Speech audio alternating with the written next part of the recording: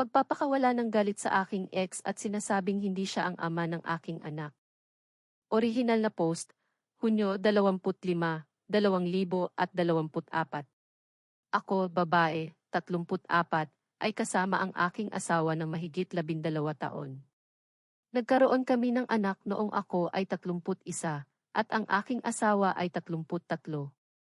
Sa kasamaang palad, kamakailan lamang 1.5 taon na ang nakalipas, noong ang aking anak ay halos 2 taon, ang aking asawa, ang pag-ibig ng aking buhay, ay namatay sa isang trahedyang aksidente. Isang pabaya na driver ang bumangga sa kanyang kotse sa isang maulap at madulas na kalsada, namatay siya agad sa banggaan. Ang kanyang pagkamatay ay nag-iwan sa akin ng wasak. Ang tanging bagay na nagpapanatili sa akin na hindi mabaliw ay ang aming anak na babae. Hindi ako makapaniwala na nawala siya sa akin. Siya ang aking sandigan, ang aking liwanag at mahal ko siya. Sa isang paraan hindi pa rin ako makapaniwala na wala na siya. Dito pumapasok ang aking ex. Mga 1 taon matapos ang aksidente ng aking asawa, nakipag-ugnayan siya sa akin para makipag-usap, baka maglabas ng sama ng loob. Naghiwalay kami ng matagal na panahon na, ilang taon bago ko nakilala ang aking asawa. Hindi kami nanatiling magkaibigan, ngunit nasa mabuting relasyon naman kami, at paminsan-minsan ay nag-uusap kami, kamusta ka na uri ng usapan. Kaya nakipag-ugnayan siya at inalok akong tulungan bilang kaibigan. Hindi ko inaasahan pero tinanggap ko dahil talagang kailangan ko ng kaibigan at sa totoo lang wala akong maraming malalapit na kaibigan bukod sa kanya. Paminsan-minsan siyang dumadalaw sa aming lugar, nagdadala ng mga regalo sa aking anak na babae at nag-uusap kami habang nagkakape o nag-iinom ng beer. Hindi ito naging masyadong malapit, mayroon siyang ilang kaswal na relasyon sa mga nakaraang taon, at malinaw kong sinabi sa kanya na hindi pa ako handa sa anumang relasyon matapos ang aking asawa, hindi pa rin handa, sa tingin ko. Kaya dumadalaw siya 1 beses o 2 beses sa isang buwan, napakabait niya sa aking anak na babae, kaya wala akong nakitang mali sa kanilang bonding. Pero nang magsimula ng tawagin ng aking anak na babae ang aking ex na papa. Talagang nainis ako, pero wala akong sinabi, dahil siya'y bata pa. Paano niya malalaman ang mas mabuti? Sinubukan kong ipaliwanag sa kanya ng mahinahon na ang aking ex ay hindi papa, pero sa tingin ko, hindi niya naiintindihan. Kaya sinimulan kong ipadala siya sa aking nanay o sa nanay ng aking asawa kapag dumadalaw ang aking ex. Sa totoo lang alam ko na ang aming anak ay hindi maalala ang kanyang ama, mga litrato lang ang magkakaroon siya tungkol sa kanya. At ayaw kong may ibang lalaki na kunin ang lugar niya sa mga mata ng aking anak. Kaya bumalik ang lahat sa normal. Napansin ko na ang aking ex ay halatang naiinis kapag sinabi kong wala ang aking anak na babae. Pero hindi ko ito pinagtuunan ng pansin. At ang huling pagkakataon ay kung saan ako sumabog. Doon ako maaaring naging edge dahil sumigaw ako sa aking ex at malamang mas maayos ko itong hinarap. Kaya noong nasa bahay namin siya at naglalaro kami ng video games at uminom ng ilang beer, ang aking ina ay maagang dinala ang aking anak na babae. Siya ay napaka-grumpy at gusto nang umuwi. Tumayo siya at sinabi sa aking anak na babae, "Narito ang aking baby, miss na kita." At inabot siya para yakapin. Doon ako sumabog sa kanya. Sinabi ko sa kanya ng galit na hindi siya ang ama ng aking anak at siya ay anak naming mag-asawa at hindi kailanman magiging anak niya kahit gaano pa niya gustuhin. At kung gusto niyang magkaroon ng anak, marami pa siyang pagkakataon kasama ang kanyang girlfriend. Sinabi niya sa akin na ako'y isang tunay na ex para sa pagsasabi ng ganoong kalupit na mga bagay at umalis siya. Sinabi sa akin ng aking ina na medyo asyul rin ako at nag-asta akong parang bata. Ako nga ba? Commenter. NH. Sa tingin ko, nailabas mo ang ilang hindi pa natatapos na trauma sa kanya, at din na ang pagtawag ng iyong anak sa iyong ex bilang baby niya ay medyo clueless dahil marahil hindi siya magiging ama nito. Para siyang tiyuhin, kung gusto nating gumamit ng mga term ng pamilya. Sa tingin ko dapat kang humingi ng paumanhin kahit na siya rin ay mali, kung nais mo pang maging magkaibigan at magkaroon siya sa buhay ng iyong anak. Sana maintindihan niya na ito ay isang sensitibong paksa para sa iyo ngayon, at malinaw na bahagi nito ay mananatiling sensitibong paksa magpakailanman. OP. Salamat. Sa tingin ko tama ka. Patuloy kong dinadala sa puso ang lahat ng may kinalaman sa aking asawa. Ang mga salita ng aking ex ay tumama ng malapit sa puso ko. Hindi sa tingin ko mali ang sinabi ko sa kanya, pero mali ang paraan ng pagsabi ko. Matapos pag-isipan ito ng ilang oras, sa tingin ko gusto ko siyang manatili sa buhay ko at ng aking anak. Siya ay isang napakabuting kaibigan at napakasuportibo, lalo na sa aking panahon ng pangangailangan, kaya hindi ko dapat siya pinagsigawan. Sa tingin ko tatawagan ko siya para humingi ng paumanhin at ipahayag ng malinaw ang aking mga isyu. Marahil hindi niya ibig sabihin ang kanyang mga salita at mahal niya lang ang aking anak at naipahayag lang ito ng clumsily. Pero inaamin ko na ang kanyang mga salita ay talagang nagtulak sa akin sa sandaling yon. Commenter. Na. Ikaw ay malalim pa ring nagluluksa sa pagkawala ng iyong asawa. Sa palagay ko ay dapat kang humingi ng paumanhin sa kanya at ipaliwanag ang iyong mga saloobin. Maaaring tanggapin niya ang paumanhin o hindi. Kung hindi ka kasalukuyang nasa therapy, dapat mo itong isaalang-alang. Mayroon akong kaibigan na ang anak na lalaki ay namatay ang ama noong siya ay 3. Parehong bagay. Mga litrato lang at halos walang alaala. OP. Salamat sa iyong payo. Naniniwala ako na tama ka, dapat akong humingi ng paumanhin at ipaliwanag ng malinaw ang aking nararamdaman sa kanya. Hindi ko na ipahayag ang aking mga alalahanin ng mas maaga at pagkatapos ay hindi kinakailangang sumabog.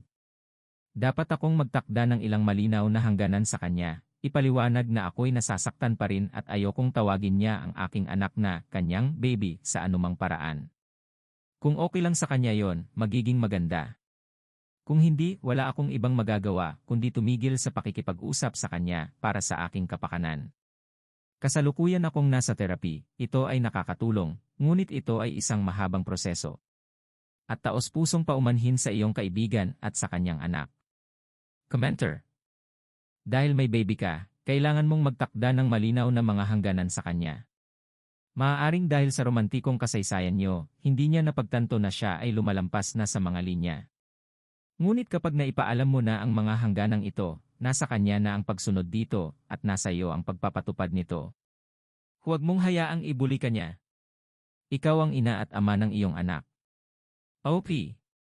Tama ka. Ang aking unang prioridad ay ang kapakanan ng aking anak. At bagaman sinasabi ng ilan sa aking mga kamag-anak na kailangan ng bata ng isang ama, sa tingin ko yon ay isang kalokohan. Kung makakilala ako ng mabait na lalaki, kahit kasing galing ng aking asawa, baka. Pero dapat ito ay sa aking mga termino at hindi ipilit sa akin at sa aking anak. Commenter. Kung bumalik lang siya sa iyong buhay dahil sa baby, sa tingin ko may nangyayari dito. Maraming masasamang tao dyan na nagpapasok ng kanilang sarili sa buhay ng mga single mom para magkaroon ng access sa mga bata. Protektahan mo ang iyong anak. Hindi mo kailangan ang iyong ex. Iniwan mo siya dahil sa isang dahilan. OP. Hindi ako sigurado kung mayroon siyang ibang motibo tungkol sa aking anak. Marahil siya rin ay nagpo-project ng ilang hindi pa natatapos na mga issue, marahil hindi. Siya ay karaniwang mabuting tao at mabuting kaibigan. Pero tama ka, siya ay isang kakilakilabot na boyfriend, kami ay bata pa noon at ang aming relasyon ay malinaw na toxic. Pero nag-usap kami matapos ang breakup at napagpasyahan na mas magkaibigan kami kaysa magkasintahan. Pero malinaw sa akin ngayon matapos ang pag-post at pag-iisip tungkol sa bagay na ito na, una, dapat humingi ako ng paumanhin sa pagsigaw, pangalawa, magtakda ng malinaw na mga hangganan tungkol sa kanya at sa aking anak. Kung hindi niya tatanggapin yon, karapatan niya yon, pero hindi na kami mag-uusap pa. Commenter. NTA at mukhang ito ay isang taktika sa kanyang bahagi upang makabalik sa iyo at umabot na sa pagbuo ng isang relasyon sa iyong anak. OP. Sa tingin ko hindi niya nais makabalik sa akin, bagaman hindi ako ganap na sigurado.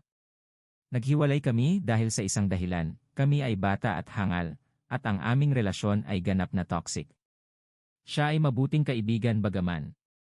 Matapos ang breakup na surprisingly calm ay nag-usap kami at napagpasyahan na manatiling magkaibigan. Hindi kami malapit na magkaibigan pero kami ay magkaibigan. Siya ay napakasuportibo matapos ang pagkamatay ng aking asawa at tinulungan ako ng marami. Hindi ko itatanggi na may kaunting nostalgia tungkol sa mga panahon na kami ay magkasama, pero ito ay higit na isang tumatakbong biro na ngayon.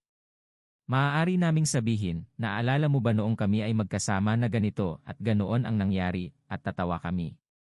Sa katunayan hindi ko nais siya bilang kapareha. Siya ay kakilakilabot na boyfriend at batay sa kanyang pag-uugali sa kanyang maraming girlfriend, hindi yon nagbago. Sa una ay hindi siya nagpakita ng anumang interes na magkaroon ng mga anak, pero marahil siya ay nagpo-project ng ilang kanyang sariling mga issue sa aking anak na babae. Commenter. Ang buong sitwasyon na ito ay kakaiba sa akin. Hindi ko maintindihan kung bakit mo binibigyan ang iyong ex ng ganitong kalaking access sa iyong anak. Nauunawaan ko ang pangangailangan ng suporta, pero ang sitwasyon ay napaka-suspicious para sa akin. Sa pangkalahatan NTA. OP. Salamat sa iyong input. Tama ka, naniniwala akong mali ako na ipakilala sila. Ako ay wasak at kailangan ng suporta, pero ang aking prioridad ay dapat ang aking anak. Unang taon matapos mamatay ang aking asawa, maraming tao ang dumalaw upang mag-alay ng pakikiramay at ilang tulong, ang pamilya ko at ng aking asawa. Ang aking anak ay palaging nasa aking tabi, minsan tinawag ng aking anak na babae ang kapatid ng aking asawa na papa, pero magkamukha sila kaya't ito ay naunawaan. At nalampasan ko na ang katotohanang ang mga pagbisita at regalo ng aking ex ay maaaring maging problema. Ako'y huli na upang maunawaan na kailangan kong magtakda ng malinaw na mga hangganan at hindi nararapat na magbonding sila kung ayaw ko ng anumang relasyon bukod sa pagkakaibigan sa aking ex. Sa terminong papa. Salamat sa iyong input. Hindi ko nabanggit sa aking post pero kami ay European at ang terminong papa ay mas karaniwan dito. Marahil hindi niya sinasadyang ibig sabihin yon at ginawa niya ito ng subconsciously. Mali ako na sumigaw at magalit pero tiyak na kailangan naming magtakda ng malinaw na mga hangganan kung ang pagkakaibigan na ito ay magtatagal. Update. Hunyo 27, 2024, 2 araw pagkatapos. Update. Una, gusto kong magpasalamat sa lahat na nag-alay ng pakikiramay, payo, at kritisismo. Talagang pinahahalagahan ko ito. Sa tingin ko kailangan ng kaunting konteksto at paliwanag. Ako at ang aking asawa ay mayroong talagang malapit na grupo ng mga kaibigan. Karaniwan kaming nagtitipon sa aming bahay dahil mayroon kaming parang playroom, may PS5, magandang PC, board games at litable. Kami ay malalaking tagahanga ng gaming sa maraming paraan. Sa kasamaang palad, ang aming mga kaibigan ay lumipat sa iba't ibang bansa sa paglipas ng mga taon isa-isa at pagkatapos mamatay ang aking asawa, naiwan akong may isang kaibigan lang mula sa grupo na malapit. Pero siya rin ay isang batang ina kaya't hindi kami makapagtambay tulad ng dati. Nag-uusap pa rin kami pero hindi na ito tulad ng dati. Kaya gusto ko ng kaunting pamilyaridad nang dumating ang aking ex. Ako ay mahina at pinayagan ang mga bagay na lumala ng masyado. Desperado akong gusto ng isang kaibigan na may parehong interes sa akin at sa aking asawa. Kaya't hindi ko napansin ang ilang red flags at ang aking mga sariling maling pagpili. Gayon din, hindi ko kailanman iniwan ang aking ex na mag-isa, kasama ang aking anak ng higit sa ilang minuto. Mali ako na ipakilala sila sa simula pa lang. Ngayon sa mismong update. Kagabi, dumating ang aking ex nang walang pasabi at hindi inanyayahan. Medyo nag-alala ako, pero sa kabutihang palad, ang kapatid ng aking asawa at ang kanyang asawa ay nasa aming bahay kasama ang kanilang mga anak sa isang playdate. Kaya't hiniling ko sa kanila na bantayan ang mga bata sandali at nagpunta ako upang makipag-usap sa aking ex sa labas. Siya ay lasing. Sobra. Nagsimula siyang magsalita at marami siyang sinabi. Sa madaling salita, sinabi niya na palagi siyang mag-aalaga sa akin, na pinipigil niya ang ilang damdamin sa loob ng 15 taon at napagtanto niyang siya ay isang hangal na hinayaan akong mawala. Inaamin ko, may malasakit din ako sa kanya, pero hindi kahit kaunting kapareho ng pagmamahal ko sa aking asawa. Kaya't hangal ako na umaasang maaari kaming maging magkaibigan at magkaroon ng sibil na relasyon na walang anumang implikasyon. Ang aming pag-uusap ay nagsimulang uminit at kami ay nagtalo, maraming akusasyon ang naibato. Lumabas ang aking bayaw mula sa bahay at dinala ang aming malaking proteksyon na aso kasama niya. Kaya't mabilis akong humingi ng paumanhin sa aking ex sa pag-aakalang nililigaw ko siya at sinabi ko sa kanya na mag-move on at hilingin na umalis siya at huwag nang bumalik. Medyo nag-aalala ako na maaaring maging marahas ang mga bagay, pero umalis siya ng walang protesta. Nag-post siya pagkatapos ng mahabang at malabong post tungkol sa nasasaktan at na ang pag-ibig ay walang kwenta, at mas mabuti siyang nag-iisa, at tinag ako at ilan sa kanyang mga dating kasintahan.